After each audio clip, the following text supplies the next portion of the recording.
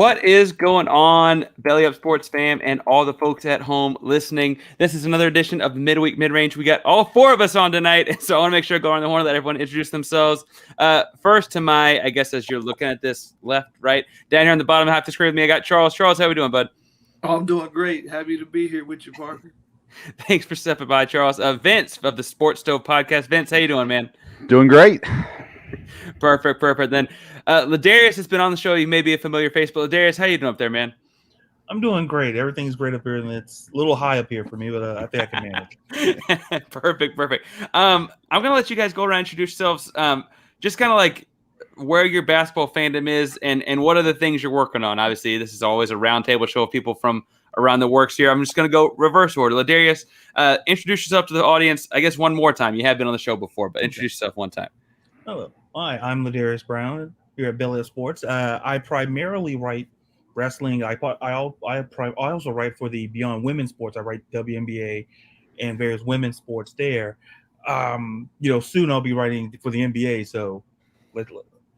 But I guess going to answer your basketball fandom question, I think I've said it before and I'll say it again.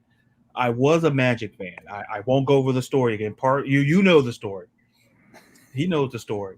But I've been a Seattle Storm fan actually much longer, basically since Sue Bird got in the league. So that reveals any age thing. Then I won't comment the age. So that's kind of where my basketball fandom is there. Vince, you got Kentucky behind you, but talk to us a little bit. I got championships behind me, Parker, but I host the Sports Stove podcast. I'm based out of Lexington, Kentucky.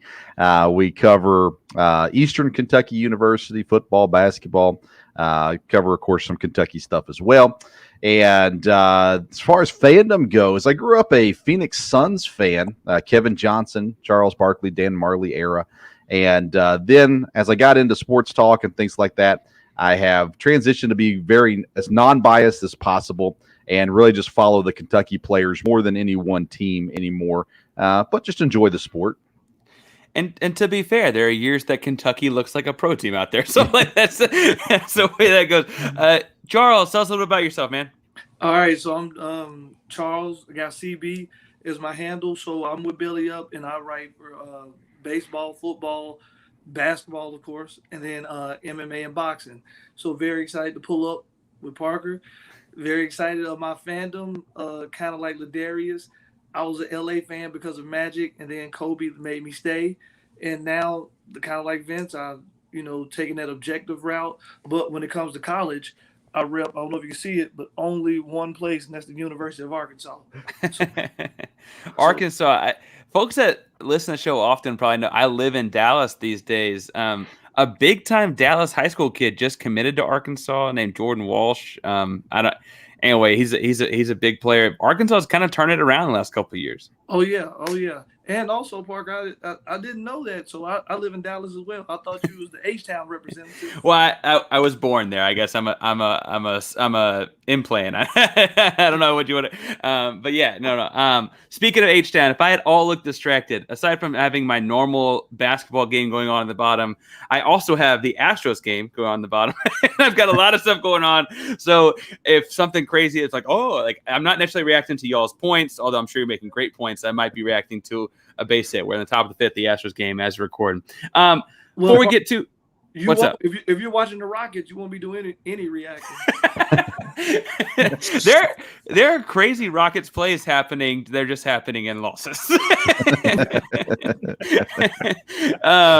For sure. The game I was watching, I don't know, were y'all watching basketball night or baseball? It's a World Series night, so I gotta ask. Baseball across the board. Baseball.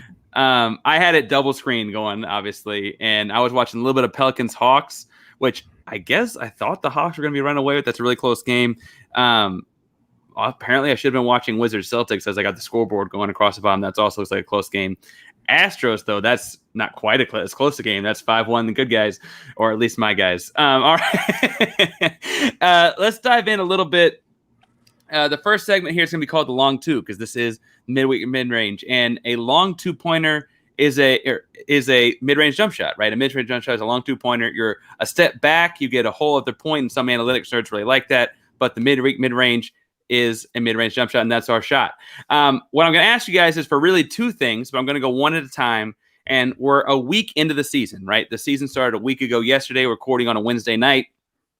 So I'm going to start with you, Charles. What is one team that has impressed you in the first week of play? All right, so the team that's impressed me the most, and I'm not sure if it's fool's gold yet, but they impressed me, are the Chicago Bulls.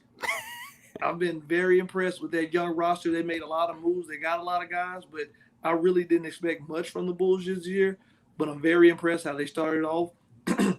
I wasn't for sure how Lonzo would fit, but him and Zach LaVine are running well together. So I'm very impressed right now. Not sure if they can maintain this first place thing they're in, but I do have them going to the playoffs in the East this year. Well, and so talk to us as you've watched them. Has there been, you said Lonzo fitting in. Is it the way Lonzo fits with LaVine, DeRozan, all of it? What got you excited about them? Well, the wins. 4-0, to be fair, 4-0. Yeah, but it's just the way they gelled because they brought so many new pieces in, like you mentioned DeRozan. And Ball was always the X factor. Like, would he be the UCLA Ball or would he be the Pro Ball? And the Pro Ball hasn't been bad, but he just wasn't. He didn't live up to those expectations like in LA, especially in LA. So just seeing how they're putting all the pieces together now, can they continue this for another 78 games? We shall see. But I'm very excited about what they're doing. And then and I'm really excited. I think the biggest piece is the guy that's not on the court. That's Mr. Billy Donovan. Like, I mean, I'm going to say resurrected his pro career because he did good in OKC. I'm not going to lie. But he just had some bad cards dealt. And then he goes to Chicago, which is a rebuild. But now he's showing and proving that he is a good coach, that he's the coach that we thought he was in college. And he was a tremendous college coach. I know I got LaDarius there as a Gators guy. We may get back around to him in a second. Vince, what's an NBA team that's impressed you so far? I would say probably Charlotte. I was looking at all these teams and the guys with good starts as far as the standings go. Most of them haven't played too many good teams, which kind of look at it. But Charlotte, they got to win tonight against Indiana as well. And what they're doing with Miles Bridges, how he's stepped up to start this season, he looks like he is legit hitting his potential at this point. And to me, Charlotte's probably the most impressive so far. And when you watch that, you mentioned Bridges. That's a team of young guys? Bridges, the other Ball, right? We mentioned Lonzo. We got to mention LaMelo. Is that a team of young guys kind of growing up? Is that speed and youth, or what do you think's happening there? Yeah, I think it's a mixture of a couple things. It is another year under the belt. And again, coming off a year where the COVID restrictions were kind of weird, you didn't know what was going to happen, and having that opportunity to I think, a more regular off season, getting ready for the season. And then you've got the veteran like Gordon Hayward there. You've got Kelly Oubre, who's had some experience and played with some really talented veterans as well. There might just be a little bit more maturity on the team this year, along with really, really good talent. Fair enough. I think it's fun to watch that. It's also LaMelo's must-watch TV in a weird way that I don't know that I would have predicted back when he was playing in Lithuania at 15 or whatever that were, right? Like that's a wild journey to watch. LaDarius, who's a team that's impressed you so far? Well, I think these two cover actually both the teams that I had, so I guess that's the peril of going third. But no, it's good. But I'll just when I look at the Bulls, Alex Caruso, then Vucevic used to be in Orlando. I like Billy Donovan, Gator coach. I have to bring it up because I see those banners. So for legal reasons, but so I'm impressed with Vince said, like it's like a couple of like we talk about Billy Donovan. I just felt like at OKC he didn't do terrible. He didn't do a terrible job at OKC. I think given what he had, given that college experience, he can develop youth. He can develop talent. I think that's, to me, when I think of Billy Donovan, I think of those Gators teams, how he developed them, how they matured. But when I look at the Bulls, listen, like who they play, like early givings. But listen, they're the fourth best defensive rating, and they're third in opposing points per game. So. And like I said, I've been impressed equally with with Caruso and Vucevic. But when I look at the Hornets, who historically has not been a great franchise, let's no 2-3 ways about it. But going up to the start that they are, like LaMelo Ball, as of he can shoot. And then you talk about Miles Bridges. I think am I saying they're a playoff team? I'm not willing to push the chips in there. I'm not that risky. But those are the two teams that I've been equally impressed with for two opposing reasons. For the Bulls, like just how stout they look defensively and the job Billy Donovan's doing and the job that James Marengo's doing in Charlotte as well.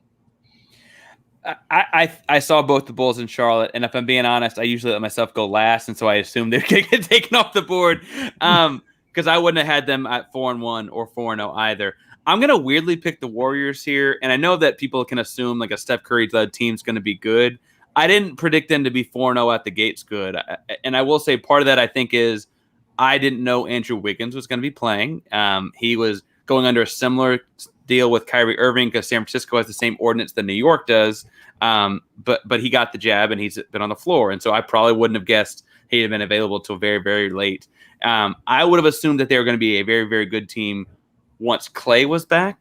And Clay looks like he may get back in December or January. Their starting lineup with Kevon Looney. I think we're reviving the Kevon Looney name. We're still not seeing a whole lot of Wiseman, which is interesting. And maybe he could be on the move at some point. But man, Steph is playing. He is right back to MVP Steph level. I mean, I saw the stat. There was like the last time they were 4-0 was the 2015-16 season when they won 73 games and were up 3-1 in the finals. And then Draymond gets suspended and the Cavs win. Right. But I think I just wasn't ready for them to be that good, right? I didn't know we were going back to that. And so that was been something I was impressed by. But I think you guys both hit the nail on the head that I did think they were going to be good. And so that may be a little bit of cheating the question. Obviously like Dallas and Luka, good and fun. And the Knicks are kind of back where the Knicks were last year, which I guess is surprising the fact that they haven't choked. But I think that y'all brought up the two big ones in my mind are Charlotte and Chicago. And if they were to carry on, that Eastern Conference playoff picture is tough. And Parker, if I could say something about the Warriors, because I didn't mention them because like you said, that was a safe bet. And a shameless plug for my last article on Belly Up of finally the NBA is back. So if you're not doing anything, you can check that out. I published it a few weeks ago. The one thing that's interesting about the Warriors, and I think you got to give Bob Myers a little bit more credit, is they're rebuilding and reloading at the same time. So they got the core three, even though Clay's not back yet. But look at the draft picks with the two rookies, and shout out to Moses Moody from U of A. He had to get it in. But then, so you got that big three of young guys with the two rookies and Wiseman from last year. So now you basically got the future already locked in, and you got the vets. So they're going to make a run. The transition player there between the two groups, I think, is also, you mentioned Wiseman last year, Jordan Poole the year before, right? Jordan Poole is balling, and he's kind of at that weird, he's in a third or fourth year, so he's not the young guy that Wiseman or Moody are, but he's not Steph, and he's not over 30 yet either. It's a good team, and they had their half-decade run, and maybe it's going to keep going. It certainly looks like it right now. Maybe not a half-decade, but they might make it to the Western Conference Finals this year. Well, and I think the West feels wide open. What do y'all think about the fact that the East, I mean, you still got Milwaukee. They won it all last year. Miami reloaded. The Nets are the Nets. Boston still has Jason Tatum. Is the East the more competitive deal right now? No. Vince is hesitating. Since he said no, I'll say yes. No. It's probably closer than it's been in a long time. You look at the players in the East. Most people still don't believe or trust in the Knicks, and I understand that they're not a complete team. Miami's good. Milwaukee's good. Chicago seems to be good, although their lineup's weird. They're very, very small. I'm not sure in the playoffs that would hold up or not. Atlanta, I like Atlanta. I think they're good. Brooklyn should be good. You said Boston, maybe Philadelphia thrown in there too. So you're decently deep. But you look at the West and you look at the stars in the West, and just how solid some of those teams are. Utah, they don't have necessarily huge stars, but they have a really solid team. Denver, they've got an MVP. They've got, once they get healthy, Jamal Murray comes back. They've got a solid team too. The Clippers are questionable. You don't know what you're going to get out of them. The Lakers are old. Memphis is young and talented. Phoenix is super talented. I don't know. I think it's pretty even this year. I don't know that I'd put one really far above the other. LaDarius, you've been pondering here. You with me? You got a hand on the chin. Yeah. What do you think? Do you think they're even? Do you think one's higher than the other? I definitely think the gap is a lot closer than what it has been. But, like to Vince's point, I just feel that the West still has the edge. Because I feel that if you kind of use like a playoff format scenario, you take away the bracketing concept, you just put up the top 16 teams, I feel you would come away with a lot more Western Conference teams than you would East. Now, am I saying the East is terrible? No, like you say, you still have the usual suspects. You have Milwaukee, you still have the Nets, you still have Philly, you still have Atlanta. But I feel it's which do I have less question marks about? I have less question marks about the West. Because I'm much more confident there than I am in the East. But like I say, I think the gap is a lot closer than what I would say it was maybe 5, even 10 years ago. It feels like it's more the East. There's more competitive teams than what it has been. But the West is still stacked, and it might be for the foreseeable future.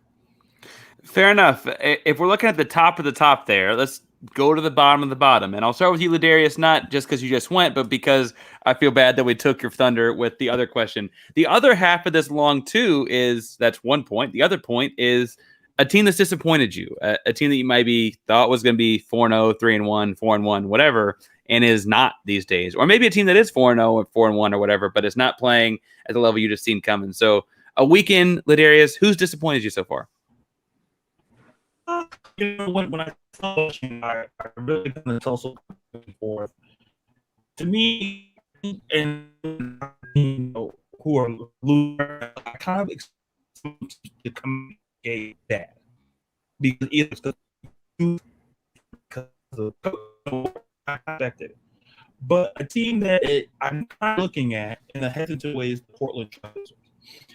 Now, to be clear, I like Dame. I like Johnson. I like him. But to me, it just feels, and I'm not saying it'd be 4 or anything of that nature, but to me, going into the season, I just had a vibe about him. With Dame, Dame's committed, and that's fine. But I don't think this team is. I don't think right, and I could be wrong. Is competitive for a championship, if you ask me. So when I look at them coming at the gate, I felt that, losing to, I think when lost to the Clippers, a Kawhi-less Clippers at that. To me, I didn't have high hopes for Portland going into the season. So I guess if you want to say, disappointing, sure. But, they have the 5th most turnovers per game. I look at this team and I go, I don't know if I think the ceiling from what we saw the last couple of years, I think that's the ceiling. That's just my opinion. Fair enough. The Trailblazers do sit near the bottom of the Western Conference. I guess, again, we're 4 or 5 games in for most teams at the most. So that's not awful yet, but they're down there with my Houston Rockets, and we're still in the rebuilding stages. Vince, a team that's disappointed you so far. First, I want to comment on the Trailblazers and just say I think they're a team we're going to see a big move at some point this season from, and that might change their outlook a little bit as well. But for me, it's the big dogs. It's the Nets and the Lakers. The Nets, everybody's like, oh, well, they don't have Kyrie. Well, yeah, okay, but they still got KD. They still got Harden. They still got a good group of guys around them as well. Patty Mills has been playing pretty decent, but Brooklyn, they need to be dominant. There's really no reason for them to not be dominant, in my opinion, here, especially early in the season. But they've been disappointing. The Lakers, they had so much mojo coming into this season. Yeah, you're saying we're old. Yeah, we're we're going to prove everybody wrong. Well, they look old, and they don't look like they are the top of the West, or even maybe even top 3 in the West at this point. And maybe they come around, maybe they get used to each other, they figure out how they're going to play with Russ and those guys. But to me, it's been really disappointing. I say disappointing. I'm happy the Lakers are doing bad, but they're a team that should be doing better than they are. They should look better than they do. And being that they're veterans, almost all of them are just savvy vets, supposedly, and they don't look like it to this point in the season. And again, it's super early. A lot can change. But, I'd say the Nets and the Lakers are the teams I look at as disappointments so far in this first week. CB, are you also on the vets train here, or what are you thinking? So I'm gonna take a different route than Vince. I'm gonna stay in I got 2. I'm gonna copy off Vince with 2. And the first one, I'm gonna stay in the same city, but I'm gonna go to the other side of town. So I'm gonna go to Inglewood, and I'm gonna talk about the Clippers, because and the reason with the Clippers is, even though Kawhi's not back, we know he's only gonna play half a season anyway. But just the emergence of playoff P last year, and for his legacy, he has to show that he can lead something and do spectacular things. And he started that last year. He's always been a great player, so don't get it twisted. But he always had those dips. And last year, I feel like him, and he brought Man along. He brought all those, and Reggie Jackson. But now, can he do it? Can he lead this team? And I thought he could come into the season. Like I said, it's only 4 games. But I'm disappointed in him right now with his leadership. But the team that really has me hurt are the Boston Celtics, because when you build a team and build an organization, I think they got what you want. They got 2 big wings. They probably got the 2 best players under 26 in the league. Yeah, I said it. And Jason Tatum is a straight killer. And I guess theirs is a residual of last year, because I expect more of that team with that lineup. So I'm going to need more from them, because I need them to be in the Eastern Conference Finals this year. Was the jab of under 26, is that a jab at Kentucky because they've got so many guys in the league under 26? Oh, no, but if you took it like that, then okay. No, I'm just throwing it out there. I'm stirring the pot. Okay, That's keep stirring then, because it may have been a jab. Or maybe a left hook. You never know. No, I mean, Jason Tatum is phenomenal. I mean, he's star caliber, and Jaylen Brown could very well be as well. He's had more injuries than Tatum has, but they're both tremendous. Yeah, but Tatum can be, in 3 years, the best player in the world. But he has to start now with proving it. He has to be able to get some W's, because this was crazy. When they were young boys, and they still are, they made it all the way to the Eastern Conference Finals and pushed LeBron to the max, and they haven't been back since. Yeah. So I need.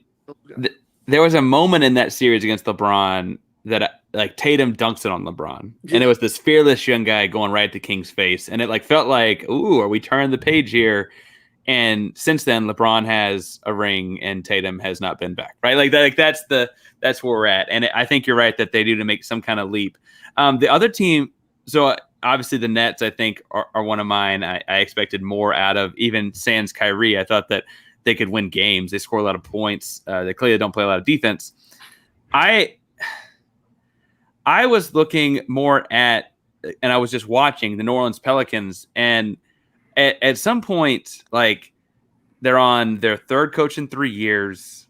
They sold all these guys out to go get, Brandon Ingram was the next guy, and Zion's in and out of health, and it looks like they're kind of cooling on him to go get healthy for a little bit again. It's a bad look to have your young up-and-coming superstar again out for health reasons or whatever, but also, I'm just going to say it. He looks out of shape in all the pictures we see, and he looks really out of shape, ironically, in the whatever it was, a Mountain Dew commercial. What commercial is it where he's on the couch playing video games with Zach LaVine and with chips and Mountain Dew on the table? And it's oh man, anyway, I think that the New Orleans Pelicans are in a little bit of trouble, and I don't know how long they get to go with Griffin and the front office people getting to keep their jobs. Plainly put, Stan Van Gundy was a 1-year project apparently, and they don't look like they're off to a whole lot better start right now. And I just got a lot of questions for that organization, and it's the same organization that ran out Anthony Davis, right? I just I don't know. I could go on and on about the Nets and stuff too, but I didn't want to go with the segment without throwing them in. Well, the elephant in the room, too, guys, is New Orleans put all their chips in a guy that's kind of overrated with Zion. I mean, if we just say it, like, he's not the new Charles Barkley. I mean, we got to quit thinking that. I mean, well, and I also don't want to condemn, like, say he'll never get there, but he has certainly not shown, like, he's a high percentage scorer, I guess, when he's played, but that's about the best thing you can say about him, right? Yeah, that's it. So he was never designed to be a number one. B.I. will have to carry the load, but they need him to be a number two. But you can't be a number two playing 35 games a year either on a minutes restriction. So how can they ever get good when you let all the other guys go that kept it kind of together and in probably the toughest division in NBA? Well, and then what were we going to say, Vince? Look, they share the load of the blame. Obviously Zion is responsible for himself, having himself in shape, coming prepared, ready to win, having that mentality. I'm trying to teach my kids, get that mama mentality going. And he doesn't seem to have that. But I think there's also at fault the management. Although I think they've tried in past years to put a roster around him that works. Last year specifically, I guess. This year the roster looks different. It's not good. and if you have, I mean, are they just going ahead and saying, hey, let's tank and let's see what we can get next year in the draft and throwing this season out? If you do that, look at Philadelphia. It takes a long time to get where you want to be if you're going to keep doing that. And hopefully Zion can learn from Joel Embiid, hey, get in shape, get your body right, and get your mind right, and then go out and compete. Yeah, and they've got a long way to go. And I guess I just kind of thought, like, they let go of Lonzo, right? They didn't want to pay Lonzo. They've got young talent. They've had young talent. When's it going to turn into something? And so that's where I'm at. I guess theoretically it all fits together. It's not like the puzzle doesn't work. I just new coach after new coach after new coach. At some point, the common denominator, right? That's you can't just blame the coach every year. You're going to have to actually take it on yourself at some point and lead. Even as a young man, you got to understand who you are to that program and what they did. How they've invested into you. You can get out when your contract's done, I guess, if you want to, but no one's gonna love you if you act like this the whole way, never get in shape, those kinds of things. But maybe he's trying to get out of New Orleans already, and once he gets out, he'll get his body right, and all of a sudden he'll show up and be a dominant force. And the shame there, Vince, and I want to throw LaDarius too before we wrap up on disappointing teams, but the shame there is that, like, these careers aren't that long, and like that's just wasting a few years in the front end, right? With unknown damage to the back end of it, you're wasting years in the front end if that's the case, and that's just a shame because I admired the explosion, and he was a defensive minded player and a pass first, like the point Zion thing was real, and I'm just disappointed where the franchise is at. It's not just him. I'm also rotating coaches, and I'm also like, why didn't we play Lonzo and those kinds of things? Like they're just question marks around it. It's also the negative of young guys going 1 year to college and into the NBA, and it's one of the only negatives. But if you don't mature quickly, mentally speaking, then you're going to be in a lot of trouble when you get to the NBA. And it's the one thing that Coach Calipari probably does the best is preparing his guys for the next level, emotionally, mentally, with the stress, with the workload, all that kind of stuff. He's not a great coach, but he does a good job of mentoring these guys and getting them ready for the next level. And that's when you see them shine, right? You see the Kentucky guys shine when they're in the NBA, not when they're in college. And a lot of that goes to the credit. And that's what the college coaches have to understand. We're doing more than just trying to win basketball games, although as a college fan, you want your team to win basketball games. But as a coach, your job is more than just a coach. Your job is to help prepare these guys for what's next in life. And a lot of college coaches kind of put that to the back burner, and because they'll get fired if they don't win games. But nonetheless, and Calipari has proven he's not. I will say, in that the shtick on Calipari is that, like, he's the only defender that could ever stop Devin Booker because he just made him share the ball, right? Like those kind of things about Cal. LaDarius, before we wrap up on disappointing teams, you've been shaking your head a couple of times. So I want to give you. Do you have any last words? Because you did start this time. I just when Vince was talking about management, I believe when there's two or more people or entities involved in the situation, You have to you have to split the blame some kind of way. And when I look at the situation with the Pelicans, I look at Zion. At some point, they draft whatever how we feel about Zion, because I kind of lean towards CB's point. Like, I don't think he's he's not an alpha. I don't see it. He's a great number 2, but at some point they draft you to be the guy. So at some point they've invested. It's essentially they've thrown all their stock into you. And if this doesn't work, there's not much to say that, listen, it's a failure. And at some point, management has to take accountability. You can't have rotating coaches. And to the point that Vince made about coaches, I said in the college level, whether it's basketball or football, it's about preparing for the next level, not just for the X's and O's, but for the mentality. You have to get them mentally prepared to go to the next level. Now, I'm not putting blame on Coach K or anything like that. But what I'm putting the blame on, at some point, Zion has to understand, this is not Duke.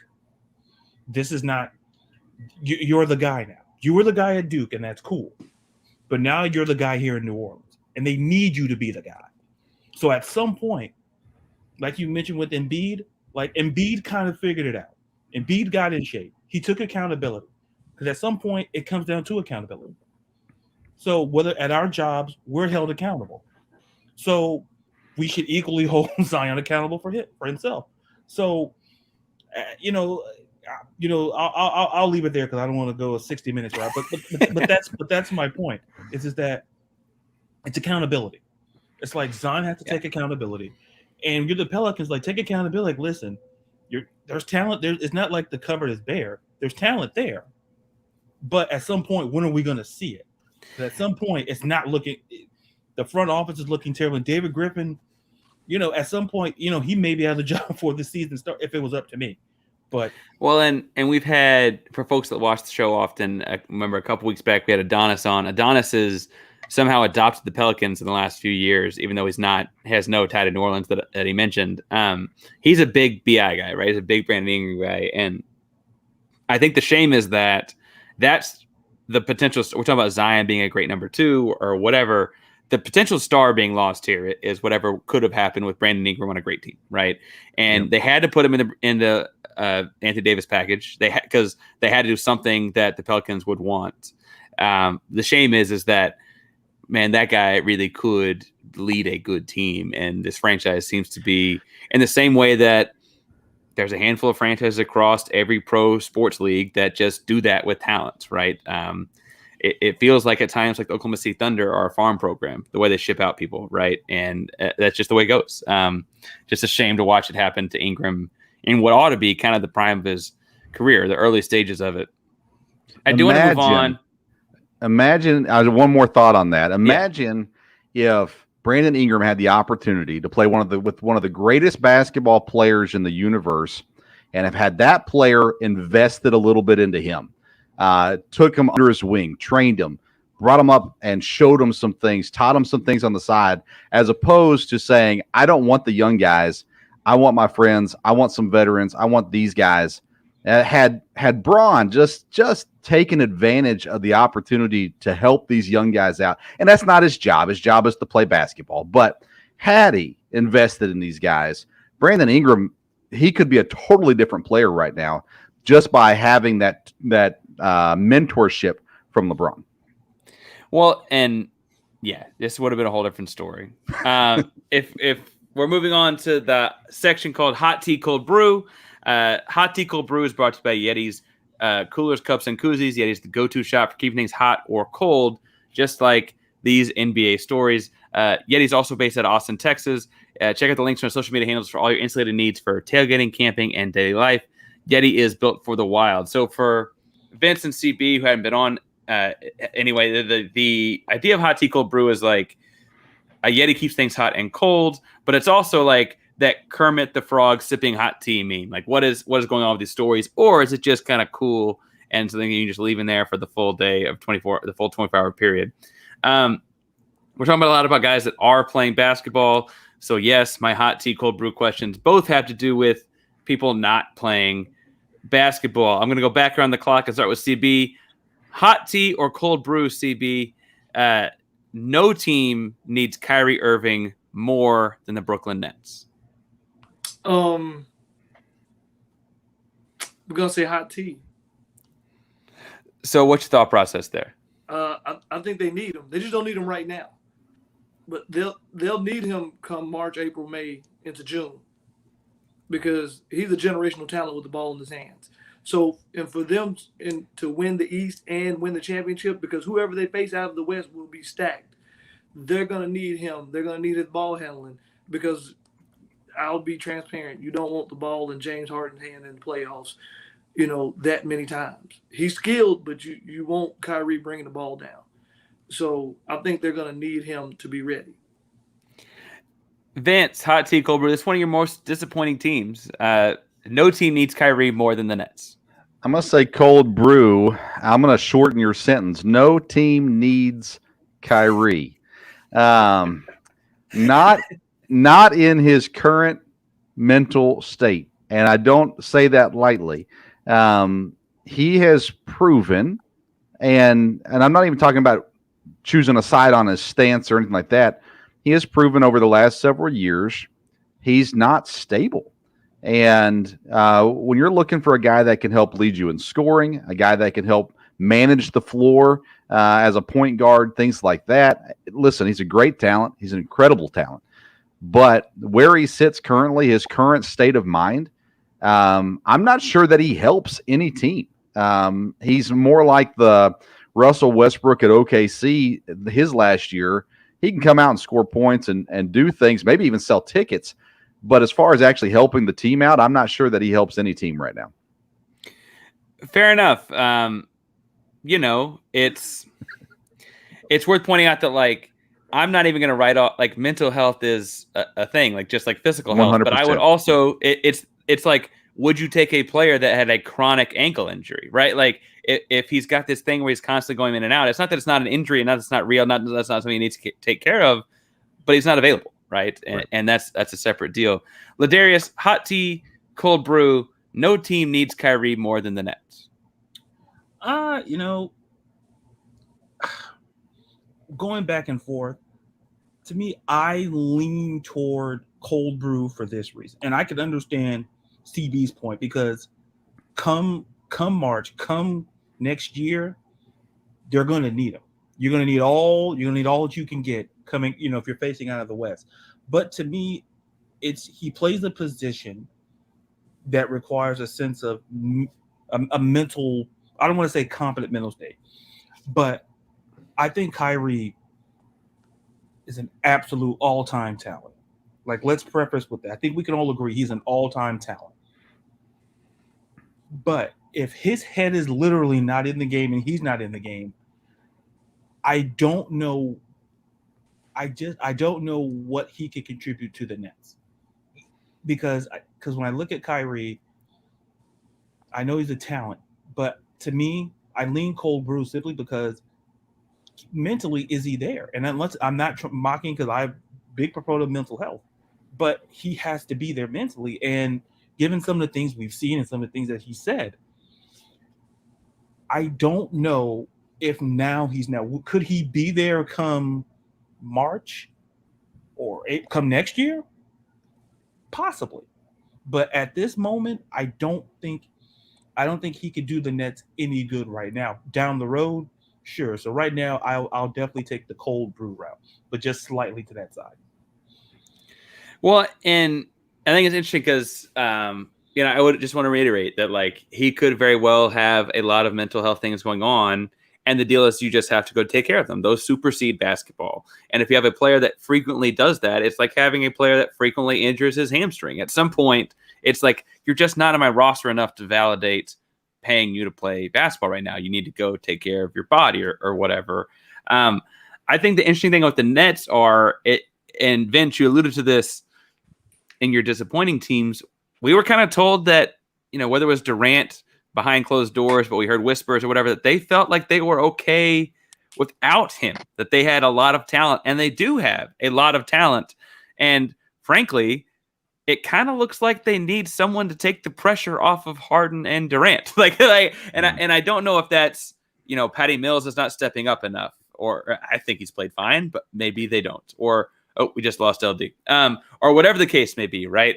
I just think that that's an interesting back and forth, and I don't know who else I'd put him on. I don't know that another team, like if you sent him to the Pelicans, I don't think that helps them. I think they score some more points, sure, and they may win a couple games because of it. I don't mean that. I just mean bigger picture status. I don't know if that helps them, right? I don't know. I think that it's interesting that they're going to pay him $16 million because they're paying him for the road games because that way they can avoid legal stuff, right? That they're not gonna go with this guy at all. CB, talk to me. What do you've been nodding along? What you put hot tea? What are you thinking when you say that? So I really do believe. So one thing about Kyrie that I feel like, I don't know him personally, but I feel like I've noticed, he's a thinker. Maybe not the type of thinker you want or approve, but in his mind, he's a thinker. And I'm thinking myself, how much of this is he's physically not able? And maybe this is just buying time until April, May. Because we all know Irving's not going to play 45 games a season. He may have did in high school. He only played 11 in college. So he's never played a whole season. So how much of this is buying time too? And how much, if you're the Nets, it's smart, right? Let them sit out. Harding and Durant can get you there and at least keep you around the 2 seed. And then when Kyrie comes back, to your point, take the load off those guys. He's a walking bucket. He's a handle that'll cross you over and break your ankle, and he'll take over. So once Durant and Harden get you past the first half of the season, Kyrie, a fully healthy Kyrie, come back in March, get the rust off, be playoff ready. That's what I think is going on, me personally. That's why I say hot tea. We're going to ask a similar question about another guy that is, if you're very much just about the on-the-court product, probably just as annoying. I want to ask about, I'll start with Vince this time because I don't think I've started a question with Vince yet, and that's my bad. Hot tea or cold brew, Vince? No team needs Ben Simmons more than the 76ers. I think that one might be a little more. What do you think about the Ben Simmons spot? Yeah, I mean, it's a cold brew as well. His time in Philly, I mean, there's too many burnt bridges already there for him. Now, I've never been a Ben Simmons fan from his college days to his pro days. To me, he lacked what it took to be a number one on any team, just mentally speaking. I say mentally. With his passion, you can't carry a team to the NCAA tournament, then you're not one of the greatest players of all time. But having said that, I've kind of, now that everybody kind of hates Ben Simmons, I've started to love him a little bit and think, man, if he can just get in the right spot with the right coach, in the right roster setup, and if he's willing to play a role, then there's a spot for Ben Simmons to have a long and productive career, but it's not going to be in Philadelphia. Ever the contrarian Vince has changed his mind. No, I'm joking. Talk to me, CB, because you pointed the screen at something Vince said. So what do you think about hot tea, cold brew? No teams needs Ben Simmons more than the Sixers. What do you think about Ben Simmons and the Sixers? So I'm going to definitely say cold brew because the Sixers don't need him. And I'd be transparent. They never need him even on draft night. So, and I think, Vince, you read my notes because you stole a couple of things I was going to say. I'm a firm believer, and I think a lot of players over the years have shown us, and Vince hit it on the head, and I will put Markelle Fultz in that same bucket. If you're at a D1 Power 5 school and you're supposed to be the man, if you can't get your team to the NCAA tournament, that tells me all I need to know. And so Ben Simmons is cold brew for any team trying to be better. Now, if you want to, he'd do better on a cellar dweller because he can just go out there, shoot, do what he wants to do, and pass stats. Perfect. But if you are serious about winning, Ben Simmons is not the player for you. Look at it. Doc Rivers, NBA player, NBA coach. He said it all. You can't win with the guy. He couldn't do it at LSU. And this is the thing. When you're playing for that Power 5 team, you're going to play at least 15 cupcakes. So if you can't get 25 wins, that's a big issue. He didn't even make the tournament. So, and then just look at the time in Philly. While he can play, not going to say he can't play. And a 6'10" point guard, hey, that's amazing. But he believes his own hype more than anybody. he wants to be in that upper echelon with James Harden and those guys, but he's not there. It's levels to it. And he's probably in that third or fourth rung of type of players. And yeah, you put him in Sacramento, he'd love it. He'd pad stats. And I think he'd be happy being the 16th team in the conference because he could do what he wants. But if you're serious about winning, in which we think the Sixers are, Ben Simmons is not your guy. So what's funny is y'all probably follow college basketball much more closely than I, and so it's funny that you both went back to the tournament, and that being a deal. I think it's funny too that as CB mentioned when you mentioned the tournament, Vince, I was like, oh, and they also got Markelle Fultz. And I go to CB and he goes, and then this Markelle Fultz I did the same thing. I was like, oh, so there really might be something there. I do think Ben Simmons has a lot of positive basketball attributes. Oh yeah. The phrasing I've used in the last week or so has been, I feel like the fault here has yo-yoed back and forth a lot. There was him playing bad. That's the yo-yo going out. And then all those dudes talking mad noise about him after the series is over comes right. Like, that's blame on them. Like, listen, we can talk in locker room behind closed doors and you can say whatever you want to my face. If you're my coworker, if you're my teammate, I don't need you out there doing all that. Like that was a whole different deal to me. And I get that was a moment of honesty and post series and whatever, but like, I don't know if I come back to work with them either. And then he shows up to practice and it's like, okay, what? And then he shows up to practice to not practice. Like, no, that's the yo-yo going back to Ben. Like, if you're gonna show up, you got to show up. Like there's this back and forth I see happening. The Sixers need something and they're paying Ben Simmons to be that something.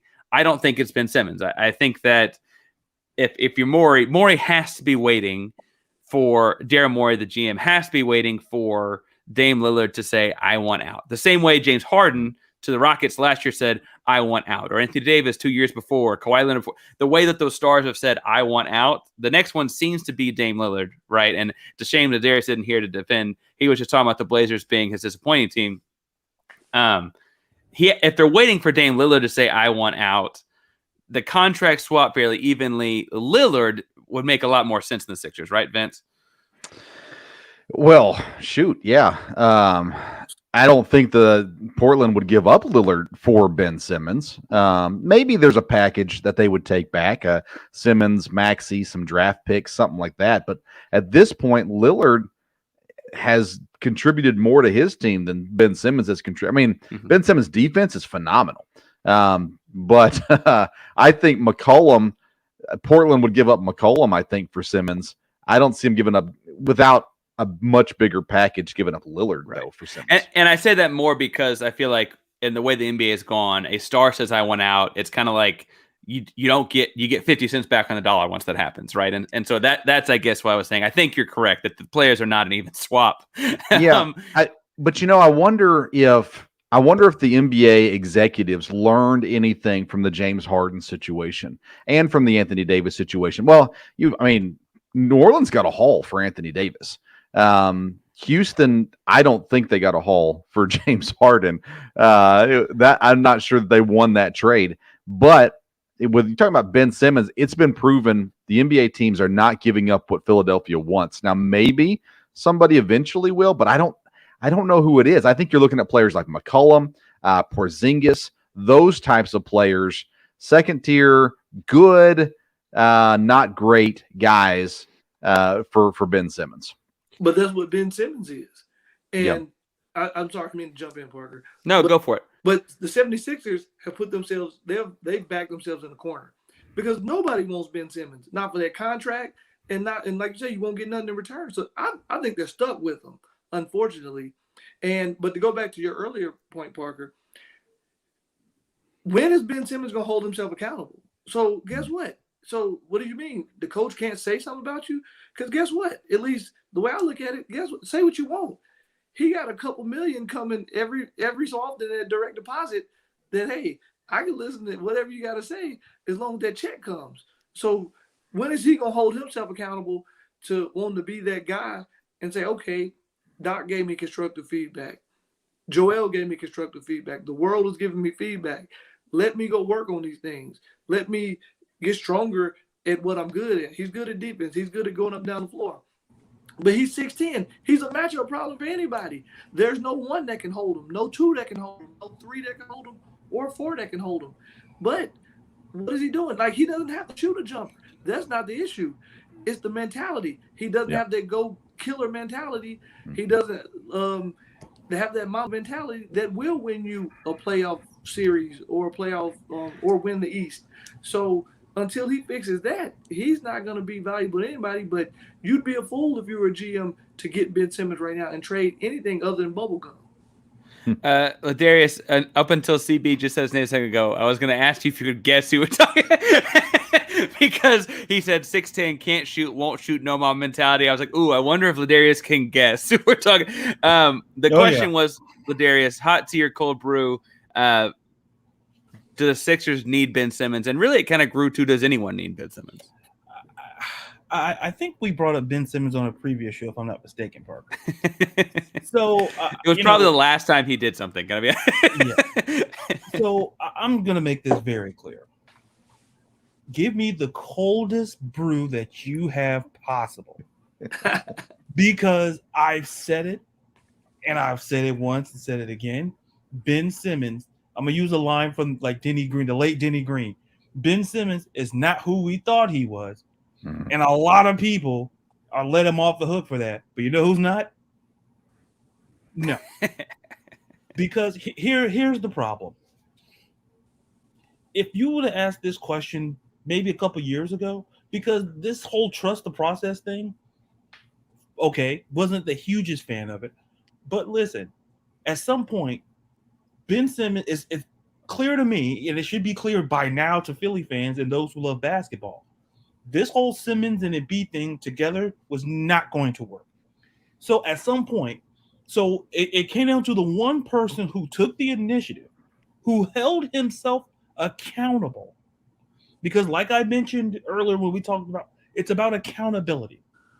We can sit here and we can blame the Sixers. Listen, they have a modicum of blame, but penultimately, Ben Simmons is not a scrub by any stretch of the imagination. Like, even though he went to LSU, and this is an SEC theme kind of thing, so I do have all three of you, I guess. Right? Yeah. So you too, Parker. Welcome to the league. So yeah, hook 'em. Yeah, we're in. We're in. Yeah. We'll send you a care package. Now, we'll send you a care package full of things that I got to talk to the commissioner. But the point is, my thing with Ben Simmons that when he came out. And I don't know if you guys allude to this fact, but he went to LSU, and I'm looking through my notes. I don't recall this man ever making a tournament.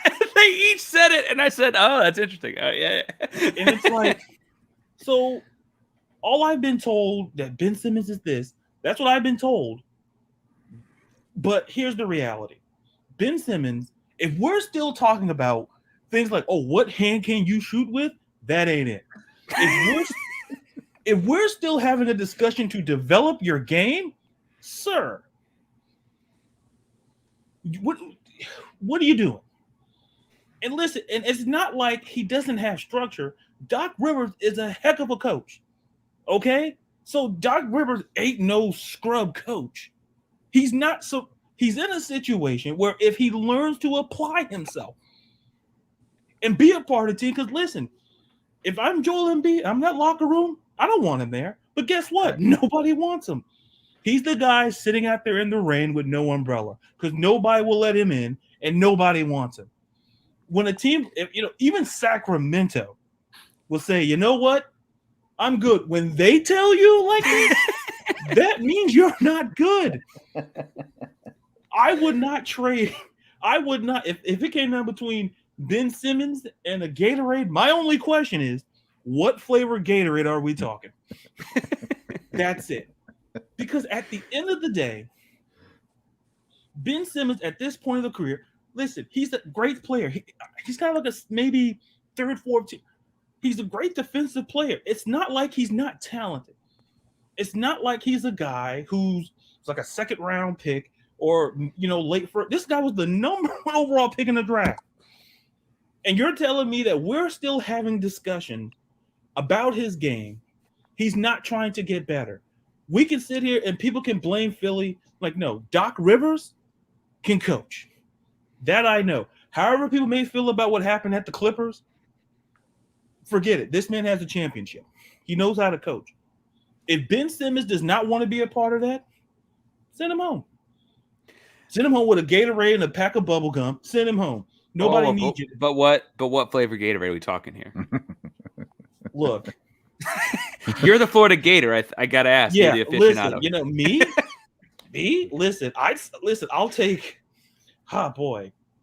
If I want to get rid of Ben Simmons, look, I'll even settle. I'll settle for grape, and I don't like grape. If that means That's strong words. Like if I Ben Simmons, grape, man, I don't like it. You got yourself a deal. Like, I mean, I'll give that Gatorade to some kid, like Mean Joe Green. Like, here, take this Gatorade because I don't want it. Because he's not, to wrap up my point, at some point, when you look at Ben Simmons, it's like at some point, if he wants to go somewhere else and not be successful, that's fine. Because at the end of the day, because you're never going to get equal, you're not going to get the same equity back in return. It's like driving a car off the lot. It devalues the minute you drive it off the lot. But with Ben Simmons, nobody wants that because unless you believe in the upside, unless you really believe in the upside, you will take a flyer. But me, I think it's very clear. If I was the general manager, no, because he's not. Because to me, if we're still talking about things that we should be talking about, maybe rookie, second year type things, like, have we seen his game take to the next level? We probably wouldn't be having this discussion. But it's the fact that his game is not elevated. He doesn't want to be in a situation that could actually help him grow his game. And what's telling is that I remember the game. He shot a 3 and the whole crowd erupted. Like, that's not good. Like, he can't shoot. Like, let's stop the game like he just scored his 20,000 point. And let's stop the game because he made a 3. Like, if we're still doing things like Ben Simmons, no. Like I say, Parker, give me the coldest brew you got. Give me the coldest Gatorade you got. To me, they should have tried to move him in the offseason. At this point, nobody wants him. I don't mean to bring him up. He does seem to come up every week, though. LaDarius is right. Something new seems to happen every week. Last question we'll go with, and then we'll wrap up and get out. Open container is just anything comes in or out, just like the top off of a Yeti, right? Anything come in or out. My question for y'all is, and I'll start with CB, and I'll go around the other way. And this is really spurred by Ja Morant, watching Ja Morant take a leap in front of our eyes. If you haven't watched Ja Morant, 12 is must-see TV. Phenomenal basketball player. Can a former Rookie of the Year, speaking of Ben Simmons, who was Rookie of the Year, can a former Rookie of the Year win Most Improved Player? Or is that really a logistical growth? Because it feels like we're having that conversation about where Ja Morant is currently, but also, like, if you're calling him Rookie of the Year, you're kind of projecting some of that, right, CB? Yeah. And also, I do want to make a shameless plug. Yeah, I love Yeti. They're great. So I'll take it. But yeah, I think in the way the Most Improved Player award has been positioned the last decade is more like catapult to MVP. So look at how Giannis won the award a few years ago, and he blew up. So I think we got to look at, it's not, hey, you were screw up before, now you're getting better. I think Most Improved, the way I look at it now, is you made a big leap. So whether you improve your scoring by 10 points a game or you're more dominant, that leads, like, look at Julius Randle. He was never a screw up, but he won Most Improved last year. And just look at the players that's won it lately. And, I mean, if the Bulls continue, I have Zach LaVine as the Most Improved Player because it's just that stepping stone to enter superstardom, the way it's been positioned in my mind the last decade. So, yes, Rookie of the Year can win it. Fair enough. Same question to you, Vince. Obviously there have been a number of Kentucky players win both awards, but the Julius Randle winning the Most Improved Player last year, I think he made that big leap. But he was not a Rookie of the Year guy, right? He was on a young, rough Laker team. Otherwise, you'd have like Karl Anthony Towns was a rookie of the year kind of guy, right? And so you've had both aspects of this. Can a rookie of the year, though, if you're supposed to be the best rookie in that class, also later in their career become the most improved player in the NBA? Yeah, I think definitely. And you named, Karl Anthony Towns would be a great example. Rookie of the year, but he's underperformed now for several years. If all of a sudden he hits his potential and everybody goes, hey, that's the guy we were expecting to see, sure, definitely he can win it. I was looking through some of the winners, rookie of the year winners, guys like Allen Iverson. We saw him take a step forward in his game. LeBron, I don't know. Maybe he'll improve this year eventually, but no, I'm just kidding. Luka, I think Luka's taken, some steps forward, and it's going to come down to leadership and dragging his team, kind of like Giannis did in the finals this year, and possibly that kind of thing. But I think guys like Karl Anthony Towns, who've yet to really meet their potential, where we look at them and we're just disappointed in what they've been so far. He has some stats, sure, but his team hasn't succeeded. All of a sudden, if Cat's putting up, 28 points, 13 rebounds, and his team's a top 5 seed in the playoffs, now all of a sudden we're going, hey, now we got something, and he could definitely win it there. So it's possible. It's highly unlikely, but it's possible. That's fair. Obviously the rookie of the year has gone to a lot more Hall of Famers have won rookie of the year, I guess they should say, than most improved player. It's an interesting back and forth there. LaDarius, can a former rookie of the year logistically also win most improved player in your opinion? I mean, absolutely. When I was looking over Morant's stats, I think the year he won it, he averaged like 17.8 points a game, like 7.3 assists, and and he's in last year 19 points, 7.4 assists. Like this year, right now, 35. I know it's early days, mind you. We have to preface it with that. It's early days. 35 points and 8 assists a game. So has he, if we want to use the definition of the word improved? Yes. But to me, I kind of lean toward, is it possible? Absolutely. But to me, how do I phrase it? I guess I can see it happening because if the growing, but like, to Vince's point, when you look at someone like Cat, who's been underperforming, and certain rookies, who've been underperforming, now if they come out and step it up, then yes, they definitely took it that next step. But in the case of Ja Morant, I think for every rule, there's an exception. Like if Ja Morant, if he can kind of keep on this pace, kind of maybe you could sniff it around and kind of look over it. But, I got guys like, if I look at like Colin Sexton, I look at other guys who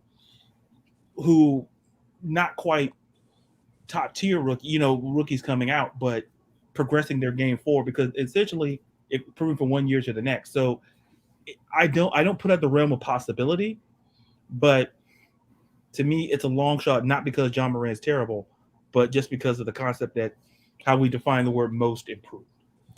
As I looked at, and I think frankly, looking through the awards is what made me think of this question, y'all. And it looks like to me, the rookie of the year is far more likely to be obviously a Hall of Fame guy, right? You've got, in going backwards order, guys that could potentially be, we're talking about Morant, last year's LaMelo Ball, Luka the year before. If you go far enough back, you got Dame Lillard, Kyrie Irving, Derrick Rose, Kevin Durant, Chris Paul, LeBron James. Like rookie of the year are guys that are Hall of Famers, generally speaking, or certainly have that potential. Pau Gasol, I'm a Steve Francis guy, right? But before that, you had Vince Carter, Tim Duncan, Allen Iverson. And then as you're going back to where guys that are currently like able to be in the Hall of Fame, you've got Jason Kidd, Grant Hill, Chris Webber, Shaq. Lots of guys, right? The most improved player is Giannis, Steve B brought up, is kind of become the exception, right? It's guys like Victor Oladipo, right? It's guys like CJ McCollum. Paul George, I guess, could catapult there. He's still earlier in his career, right? Aaron Brooks was the most improved. It's interesting that it's a different standard, when I think kind of what LaDarius just said, just because he was the best rookie does not mean, just because he didn't have this growth of he starts scoring 10 more points per game this year, does not mean he hasn't elevated his game in the same way. but we tend to give out. Like last year, we gave it to Julius Randle, who had a great year. The year before, we gave it to Brandon Ingram because he jumped up. His role changed from being on the Lakers with LeBron next to him to being on the Pelicans on his own, right?